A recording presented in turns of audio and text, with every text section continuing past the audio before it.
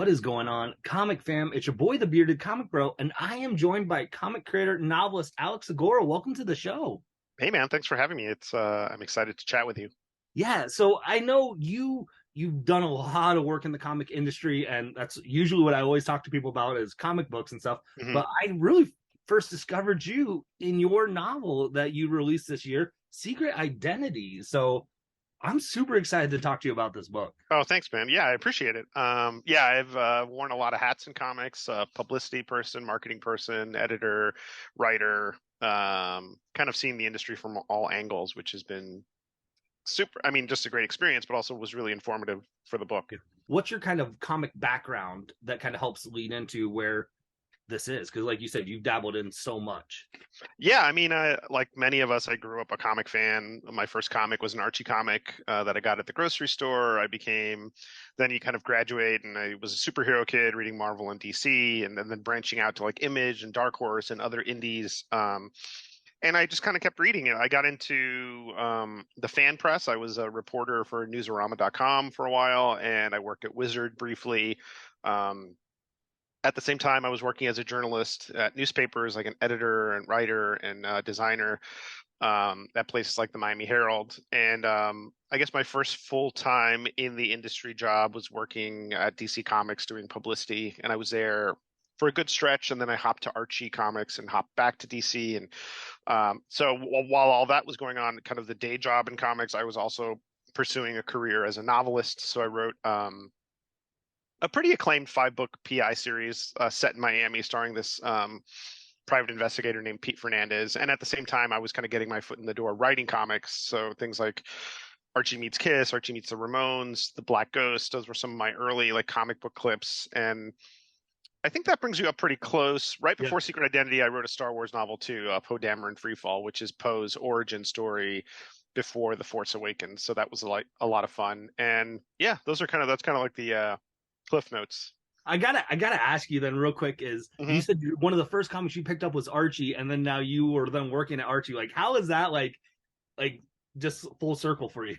That was cool. I mean, it was great. I mean, it was also surreal to be working at DC. And, Yeah. back in the New York offices, there was this mural on the sixth floor that had all the characters drawn by major creators. And so whenever I'd go up to editorial to kind of bug editors for stuff, it was a reminder of like where we were at. And Archie was the same way. It was like has a ton of like history and mementos all over the office. So it was cool. I mean, it's a blessing. So I definitely try to remind myself every time. So you started to get into, like you said, you've been writing novels before this one. hmm Let's hop into Secret Identity Yeah. though. If someone has not picked it up, hasn't even heard anything about what's the elevator pitch for Secret Identity? Well, I hope I have it down by now. So Secret Identity it stars Carmen Valdez, who's a Cuban American queer woman who moves from Miami to New York in 1975 to pursue her dream of working in comics. And so you kind of get flashbacks to her youth and her connection to comics through her dad and the fandom that kind of builds in her.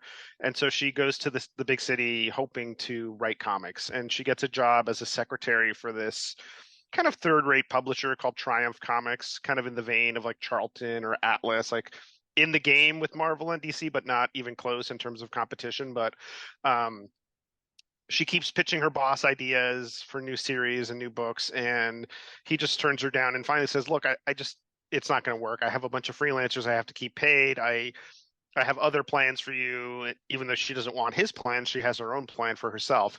But it's a low point for her as she realizes that the dream is probably stalling out. And then at the same time, she's approached by a colleague, this younger editor at the company, who's her kind of like smoke buddy. Like they hang out, they're friends, they're work friends. They're not Yeah. really friends outside of that. But he lets her know that their mutual boss has asked him to launch a new female superhero in the Triumph kind of superhero universe. He doesn't really know what to do. He knows she's a fan. He knows she wants to write, and he asks her to collaborate with him on this new character. And she agrees, but there's a huge catch. The catch being that because her boss has basically said, "Stop pitching me," she has to do it anonymously. And so she weighs the pros and cons and realizes, sometimes you have to sacrifice a little bit to get closer to your dream. So she does it, and they create this character called the Legendary Lynx, which is she's kind of like a street level crime fighter slash vigilante in the vein of like Moon Knight or Daredevil or Batman a little bit, and it becomes a huge hit. It becomes the marquee title for Triumph Comics. But before that, even though they've turned in a batch of scripts, Harvey is murdered, and so no one knows that Carmen has anything to do with this character. And if you know comics, you know that eventually, once you run out of scripts, you need to pay for some more. And since nobody knows Carmen is involved, she knows that that means somebody else is going to get a shot to write this character that means so much to her. So she needs to figure out who killed her friend, not only to know because she cares about Harvey and is sad that he's gone, but also to reclaim this character that means so much to her. And while you're reading the mystery, you get also comic book sequences that pull you into the comics. So, you read about how they create the links, and then you get the opening chapters of the Legendary Links #1. And so you kind of you don't alternate, like you'll go a few chapters in prose, and every once in a while you'll hop into the comic to kind of see where they're at the same time, which I thought was hopefully works. Yeah. It was a fun motif. Yeah. I I love that you bring that up because I was curious of like the mindset behind that because it does work really well of it almost parallels, with where you're at in the story of kind of where you're at with was that always kind of like as you were writing this book, like in your mind, like I would love to put comic pages in it, or did this kind of come up later on in the process?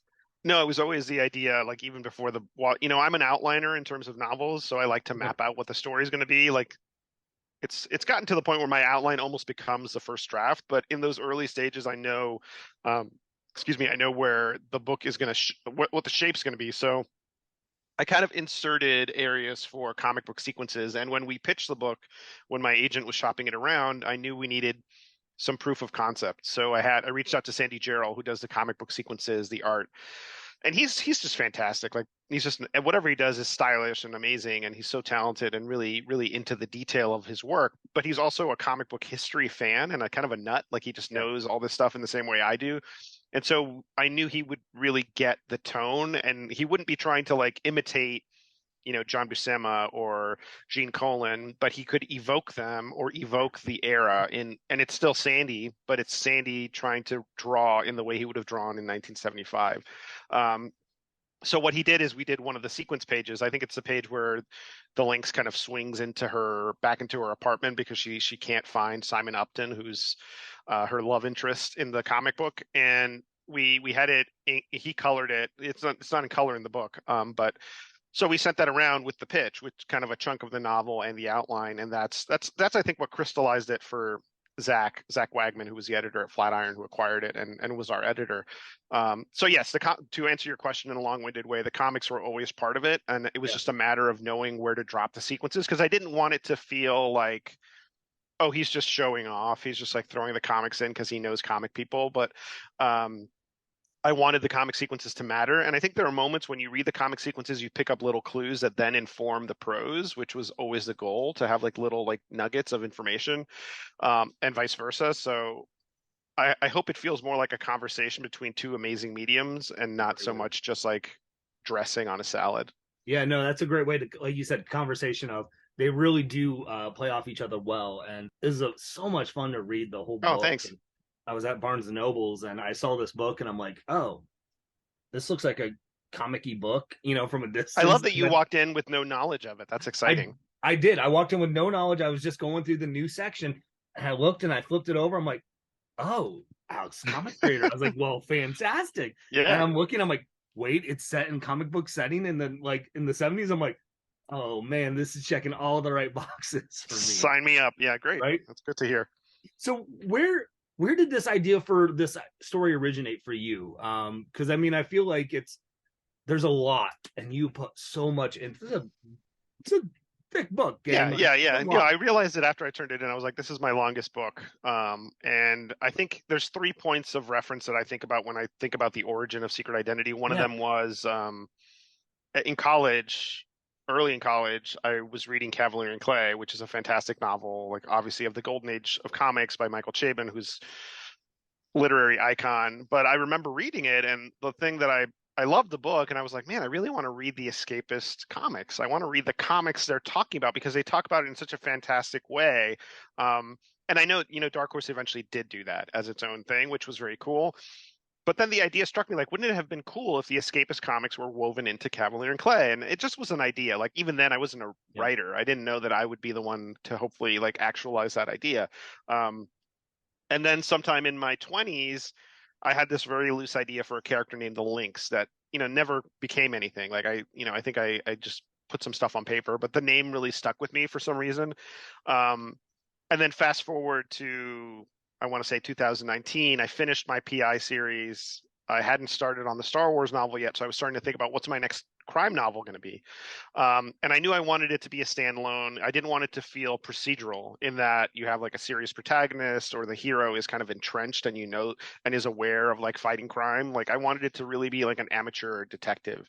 Um, and for me, the best novels are the ones that take you somewhere else, that really like transport you to a different era or a different industry. Like I always mention Megan Abbott because her noir novels are they're so dark and noir, but they also live in these areas where you don't expect noir to live, like gymnastics or cheerleading or science. And so I thought, wouldn't it be great to do a noir novel set in comics? But I wasn't sure I wanted to do it in the modern day because that is interesting because it's the book I'm working on now, but I think you needed to tee it up with something in the past. And so the 70s were always really fascinating for me because it's an era where comics weren't what they are yet. There was no direct market really. There was no back issue market. There was no sense of like IP or media exploitation of comics to become movies or television. It was like a job people did, and you could be a fan.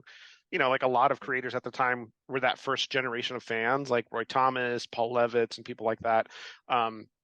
But I don't think you saw it as like this is my ticket, my golden ticket. It's a job. It's a job that I like and it's entertaining and fun, but um it's not a huge like entertainment opportunity money wise. Right.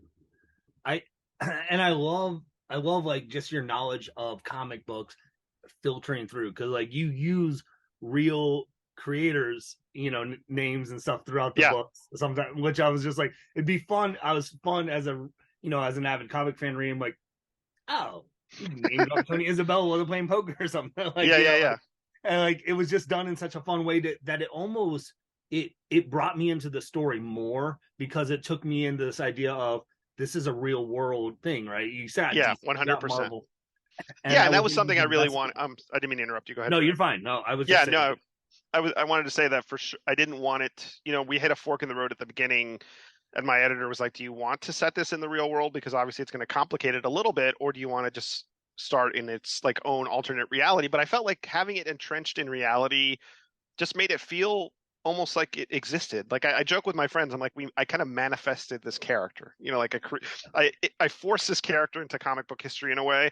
And there's something really fascinating about that. I love novels that do that, that dance in through actual history. Like Cavalier and Clay does it really well too, but like James Elroy comes to mind, even though it's a totally different kind of vibe. It's much darker and much more despondent, I guess, but he weaves through like the Kennedy assassinations and things like that with actual fiction, with fiction. And I think the trick was just I had to write, if I wrote about real people, they had to be doing things that you could confirm happened, like the poker games, or Yeah. Jack Kirby was at that comic convention in New York that year. And so was, Walter Gibson, the creator of The Shadow. And I looked at the list of other talent that were there. So when Carmen shows up and she's like, oh, there's Len Wein or there's like Chris Claremont, I double checked to make sure they were there. And it could be Wow. reasonable for her to run into them and see them. Um, and a lot of really of professionals that worked in that era were so giving with their time and their anecdotes that some of it ended up on the page. Like Jerry Conway was really helpful in terms of like figuring out where did freelancers live in Manhattan around the time, and he talked about where he lived and like some anecdotes about a party he went to, and some of that ends up in the book because it Hmm. just felt so, sometimes you get these little details that just feel so genuine that it adds to the product itself. Yeah. Well, it was so well done. Because I'm not like even kidding you on this aspect. I When I first got to the first time you had the comic in it, Oh, I cool. like I closed. I'm like, wait, is there actually a Link's comic? Like, and I was trying to do Oh, nice. research of like because of how Yes. it's even in the book of like it's scripted of like it's written and drawn and it's by Triumph. I was Yeah, like, yeah. I've never heard of this. I'm like, this can't be real. But I'm like, but I'm like, And so I did That's research. great. I Yeah, went to that look. makes So my day. if because you had tied it into the real world, I was like, well, maybe it is, and it's just as. And I mean, it so kind of is. You can kind of just, if you squint a little bit, it is. And it's funny, one of the things we're doing now with Zest World, which is a digital platform, comics platform, is we're going to expand on those 14 pages. Like you only see 14 pages in the book, but those to get to those 14 pages, Sandy and I had to basically create the comic. Like kind of all the work that would go into a regular comic went into creating those 14 pages. So I think pretty early on in the process, I kept telling Sandy, I was like, this is a book. Like this could be just a comic in and of itself. And so what we're going to do, very tongue in cheek, is like unearth these lost issues and put them up digitally for the first time. And people are going to get to read the full first 4 issues of the Legendary Links. So hopefully it'll turn out okay. yeah. Oh, because I was in the back of my mind. I'm like, are we ever going to get to see more of the links in comic form? So Yeah, you're going to get to see more. And and in the sequel, where I'm working on the sequel novel, and Sandy's already finished up his part of it, which is the interstitial parts, but it'll be set in the modern day. being where it's set, and like obviously you have a history in comics and things. How much research did you have to do to prep to get, like you said, like talking with Jerry Conway to get some of those anecdotes that go fit in? Like how much research was there for you? It's funny because when I had the idea for the book, I thought, well, this will be like the least research intensive novel I've had to write because I know comics really well. I've read all these history books just for fun as a fan, but it ended up becoming much more intensive because obviously, I'm writing about a woman in comics in a time period where I was not alive. I'm not a woman. I worked in comics, but in the 2000s Right. and beyond. So I knew I had to talk to women that worked in comics at the time to just get a sense of, hey, is this story ringing true to what you experienced? And also, they were just the industry has changed so much just over the last 20, 30 years that comic books of 1975 were so different in terms of how we put comics together today. And so like what inks did they use? Like what was the copier paper like how did they courier things to the letterer? Like what was the structure of a company? And so a lot of people were helpful in that. Guys like Stuart Moore, who's an amazing writer and editor, Paul Levitz, kind of fact checked the manuscript, which was super helpful. I got to speak to Louise Simonson for a little while just to kind of gauge her experience and see if we were on the same page. So that and then reading a lot, I had to reread a lot of the history books I'd read before, like stuff like The 10-Cent Plague by David Hadju, Sean Howe's great Marvel: The Untold Story, and just a bunch of other stuff. There's a pretty detailed addendum in the back of the book that outlines all the different Yeah. books. Abe Reisman's Rise and Fall of Stan Lee was also really fascinating. And just to get the texture of the time, and then also getting the texture of New York at the time, because New York in 1975 is very different from New York in 2022. It's just a much seedier, more dangerous place, and I wanted to reflect that without falling into like cliche. Yeah. Well, it's funny you mentioned the in the back of the book, because I remember I always skip those. I'm just being Oh, honest. really? Okay, yeah, yeah, yeah. I always skip the acknowledgments usually and stuff for the most part. However, I was intrigued by it because I was like, I wanted to see like what history and stuff you had read for, and all the books you were listing. I was so captivated because one of the things I really have Hmm. started to gravitate towards more is comic book history and Yeah, trying to figure out those things. Like, I read Slugfest one time that talked about the that's a battle good one. Yeah.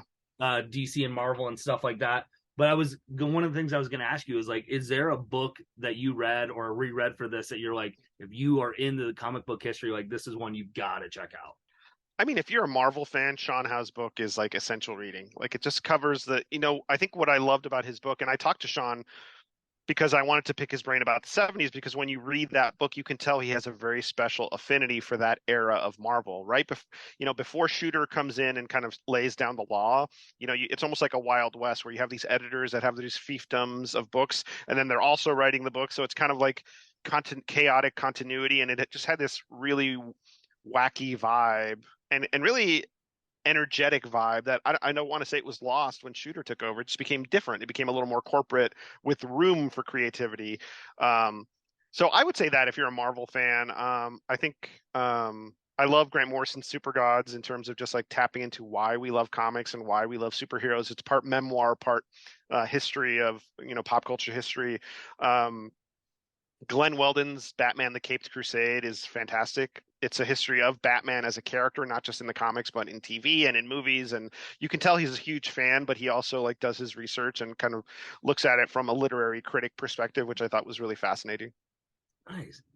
So where for you do you get like when you have an idea like for Secret Identity, Hmm. how do you figure out the process of like, is this going to be more for a novel, or is this going to be, could this be more of a comic book story Yeah. for you as a creator in both mediums?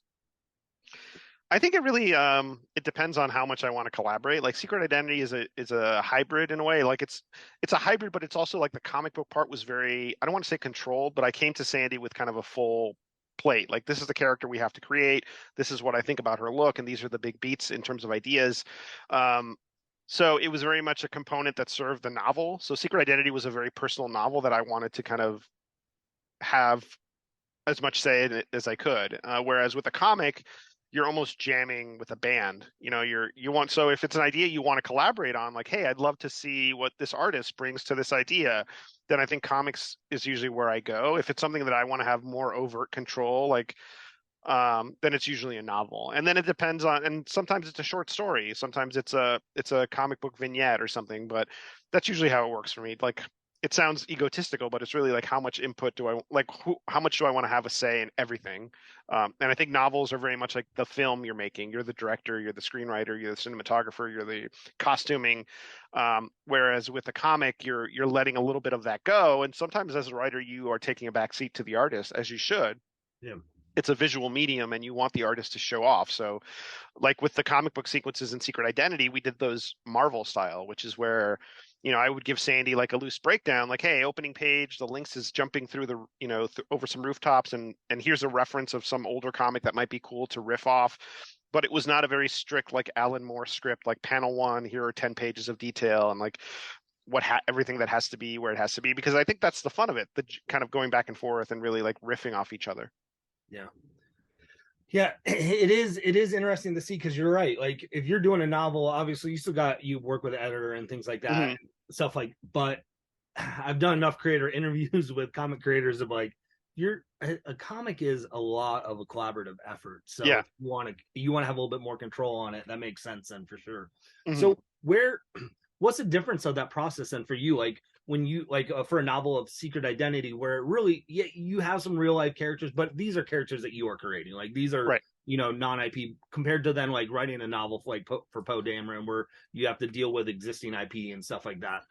Yeah, I think it's just a different kind of challenge. I mean, obviously, you have an affinity toward your characters because they're yours, but I think there's a lot of fun in doing work for hire and playing in somebody's sandbox. It's just the final say is not yours. Like obviously with something like Star Wars, you have to speak to Lucasfilm and Disney and they give you a prompt like, hey, we want to do Poe's origin story, and these are some of the things we want you to hit.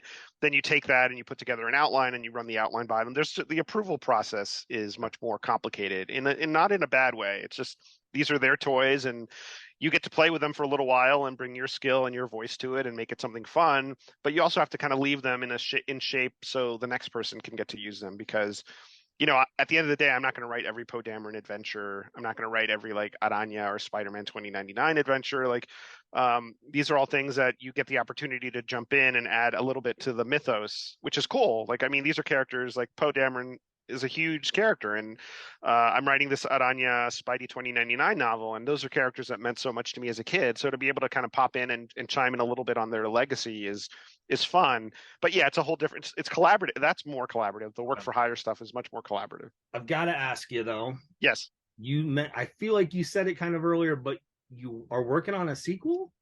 Yes. I'm working on a sequel. I'm well into the writing of the sequel. Sandy's art is done and it looks fantastic. So the working title is Alter Ego, and it's set in the modern day, and it follows this artist, this comic book artist who has left the industry. She was burnt out by comics, and she became a storyboard artist for movies, and has built this very like successful career for herself. She's a mother to an 11-year-old daughter, and she gets this company reaches out to her. This company called Triumph Entertainment, that they've relaunched the company, and they are looking to um, maximize their IP and kind of do movies and TVs with the Triumph library. And they know that this woman is a huge fan of the Lynx, which is a character that meant a lot to her as a kid growing up, kind of identifying herself and seeing that a Cuban American woman had also written one of the issues. Because if you read Secret Identity, you know that Carmen is only credited for that one issue. That's the only Right. time she gets her name in print. Um, and so this kind of spins out of the epilogue without spoiling too much of the epilogue from Secret Identity. It tees it up in a way. And so our protagonist takes the gig, but as she starts to work on it, she starts getting these mysterious messages from this unnamed person who's telling her, you know, you really should look into the history of this project you're working on and what it means.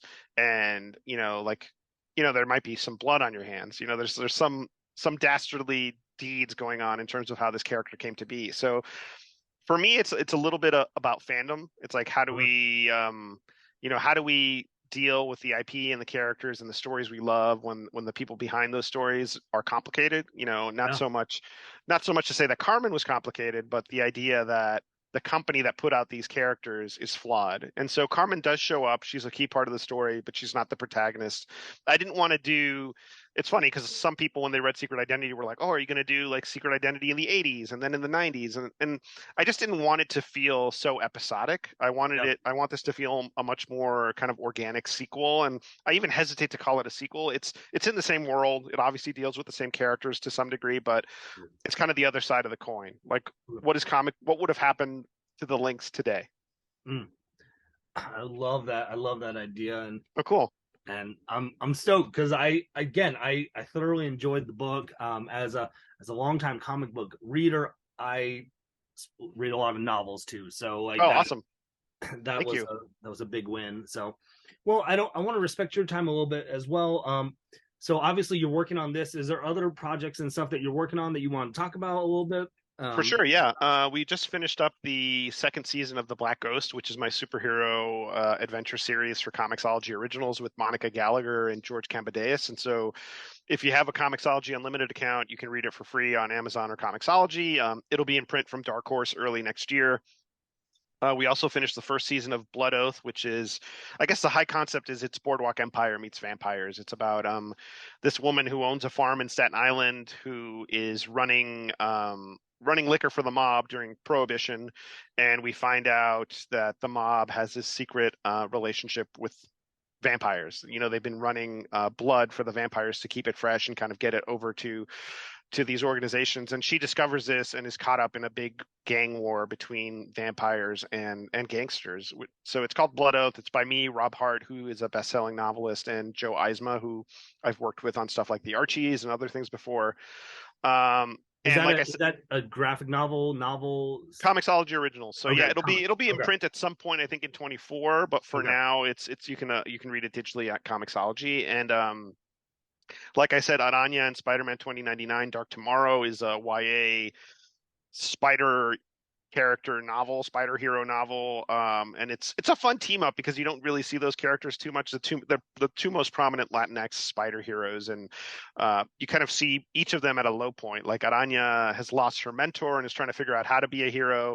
Yeah, Miguel in the future has dealt with some massive losses and is deciding not to be a hero, and something throws them together, and they, friendship is magic. They learn from each other and yeah. become better people from the experience, all the while saving the universe from this mysterious threat. So that was really a blast to write. And I'm trying to think if I'm forgetting anything. Alter Ego is coming.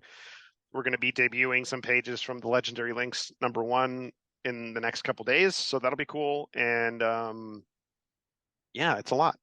Nice. And where can people follow along with you to keep up with all the projects you got coming out? Sure, your best bet. I have a newsletter. You can sign up for it on my website, alexsegura.com. And if you just want to go straight to the newsletter, it's zestworld.com/Alex Segura.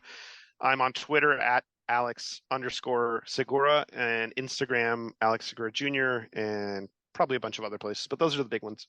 Nice. Well, Alex, thank you so much just for taking some time to talk about Oh, this your was fun. novel with me. Like this was a lot of fun, and I'm looking forward to digging more into your history with comics and that you have and Alter Ego. I'm so excited. So like, and Yeah. before I let you go, then you said you had a series. Is that if someone's new as a reader to you, is that a series that you would recommend hopping into if they've already read Secret Identity? I'm talking about Yeah. me.